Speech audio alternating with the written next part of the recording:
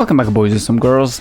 This game is short and fun. It's maybe a little bit more expensive than what I expected for the content that you actually get in the game. But yes, I do recommend you play this. It's a fun game if you enjoy management games, city builders, economy stuff, things like that. If you want a deeper analysis or a deeper review on the game, then stay and listen for a few minutes. And just know that this review will be a little different than the usual very structured reviews that I'm doing with story, gameplay, blah blah blah blah blah, because this game is very short and simple. There's not really a lot to talk about. So first thing first, there is a reason why I keep memeing that this game is just Foundation 2 compared to Foundation being a micro management game.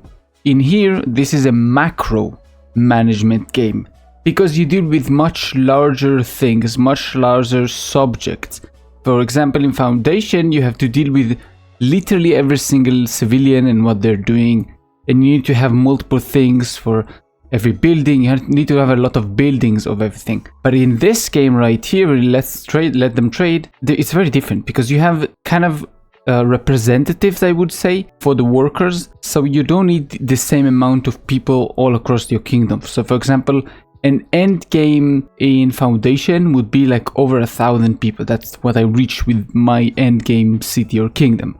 In here, I don't even think you break 100 counting everything together. That's how little this is. So this is just like a representative type of things.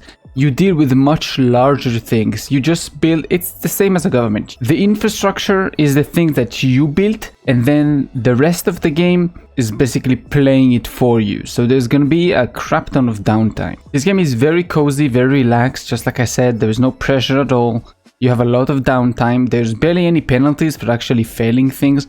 You can delete cities, you can do a lot of things to negatively affect your kingdom, and nothing much will happen. Maybe you will be a little bit slower, but I don't think I found a way to literally stunlock yourself out of the loop or do something that basically cuts your game. I can't find a way to break myself. That's the thing. Everything just works.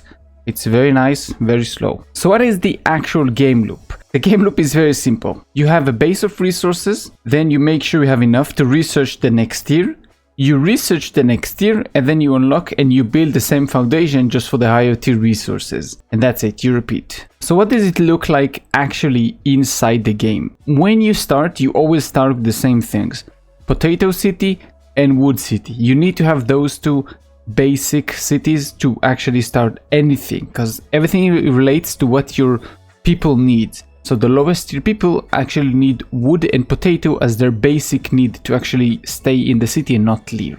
From then on, you move on to fishes, which is the luxury that the same people needs, the lowest the peasants need. Then on you move to wool, because they also need wool, and that's how you basically finish the peasants. Then on you move up, then you go for bread, and then you go for iron. And finally, at the very end, you go for luxuries. And there is no alternative routes. This is the only route. And this is kind of my problem. And this just leads to basically no replayability, because you must have everything. If I want to compare it again to Foundation, in Foundation you have a metric ton of types of food, but you only need 1 or 2, depending on the class of the citizen, to basically satiate their hunger. And then they don't need anymore, so you don't have to deal with everything. So for example, I never made any wine in the whole time I played Foundation, 130 hours, and had a couple of cities and kingdoms. You don't need to if you don't want to, but if you want to, you can do that. Here you can't.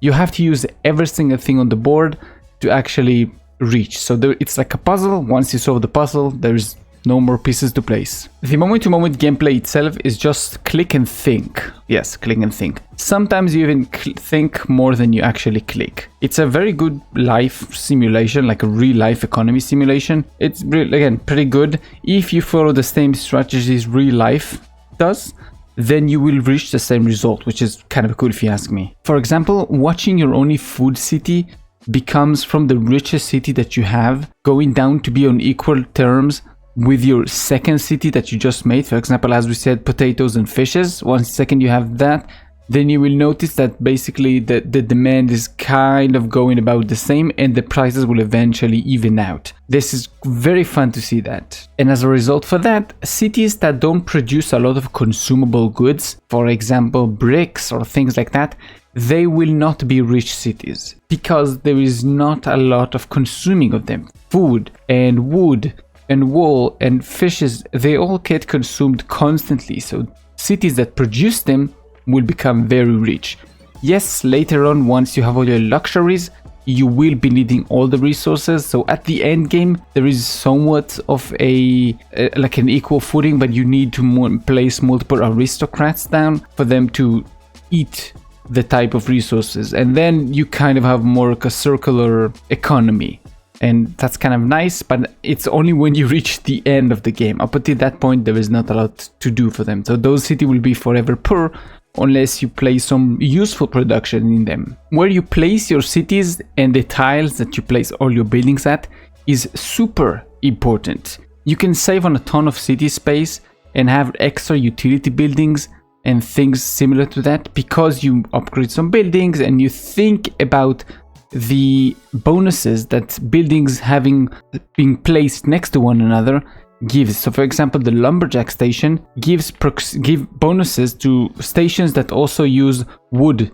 in their production. So if you have, for example, the plank maker, then the plank maker would get, I think, 50 or 30% bonus for their production simply for being near to a lumberjack station. So there is a lot of similarities like that you play off. For example, with wheat and mountain, there's more of those. Not all of them are the most useful ever. Some of them are the worst option that you can choose. But things like that and thinking like that will get you a lot of good feedback. At some points you will be doing so much building and upgrading that the game can really do with some construction screen for some better management of the situation.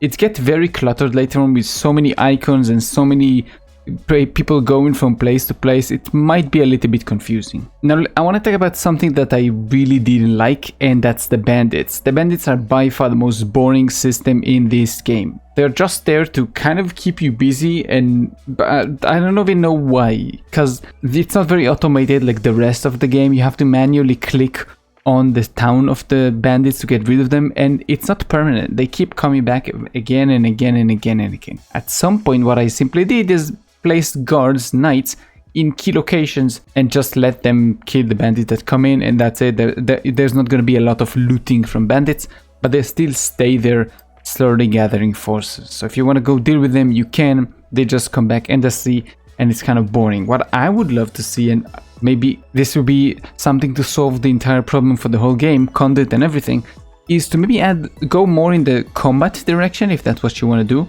similar to maybe Civilization. So you have different tiers of troops, different kinds of troops, and different kinds of bandits, and you have an actual end state solution, so you can actually finish all the bandits. Or you can have something that's more automated that will actually get rid of the bandits consistently, so you won't have to consistently press and to go to all of those locations the bandit exists at. In general, it's enjoyable. It's very simple, it's very short, but it does leave me wanting more. I don't know where they can go from here though. What can they expand? Just simply making the maps bigger isn't always better, depending on what you have in the map. If you ask me, I think they simply should have went to the same route that Foundation went, by making progression much less vertical, but simply having them be more horizontal, meaning that you have more choices what kind of resources you want to focus on this run. But since you need all of the resources to keep your people happy, you don't really have a choice, and it's leading to just one playable route. I hope really that more content will be added later on, or at the very least the devs will learn something for the next project. But that's gonna be it. I've been Judson. If you did, thank you. If you didn't, let me know why, so can you prove it. So keep us safe, and see you in the next one. Bye bye.